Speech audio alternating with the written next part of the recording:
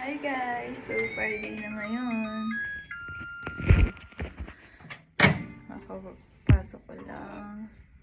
Titimpla ako ng kape ko bago ako mag-in. Meron pa akong ilang minutes. So, walang ako ng water ulit.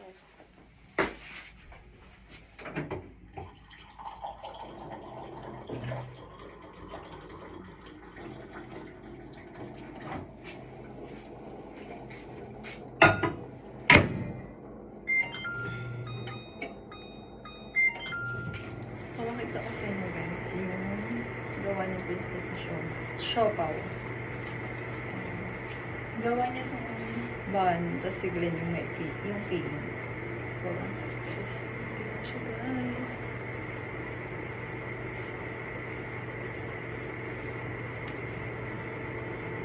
No. Nagkikrave kasi kami sa Siopaw. Dahil puro frozen dito guys. Harap naman yung frozen na binibenta. Pero mas masarap to syempre kasi syempre homemade to. Yung sinapanin ko na siya sobrang sarap guys. Pali lang lang tsaka malambot. Kahit ipapain ko siya hindi siya tumitikas. So, 10 to 8 ako ngayon. Friday na ngayon. So, magkakape na ako ngayon. Usually, lunch na ako nagkakape kasi inaantong ako after ng lunch. Pero ngayon, parang nilalamig ako kaya kailangan mo.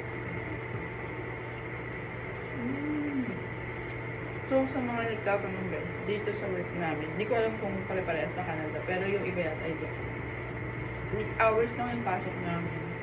Tapos bayad yung 30 minutes break namin. So, hindi ka tulad nung work ko sa Pinas, 9 hours yung pasok, yung 1 hour hindi bayad. Tapos yung 8 hours, yung bayad lang. Kasi may 30 minutes break naman din na free. So, dito 30 minutes lang. Okay lang din kasi pwede kami kumain kahit kailan gusto, kahit minuto. Siyempre dapat magtrabaho ako muna bago kakain. Pero okay lang. Minum ka ng kape, magkape ka, kung inanpo ka. Pwede guys. So, okay lang din yung 30 minutes. Microwave ko yung tubig guys kasi hindi ko magana yung hot ng dispenser. So, ayun guys.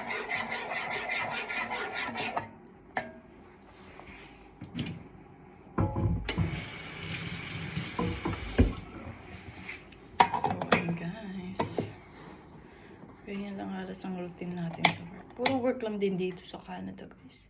Kaya pag weekends, linis, tas grocery, ganun lang. Pero pag may pupuntahan, minsan lang, bihira lang kasi magastos kasi.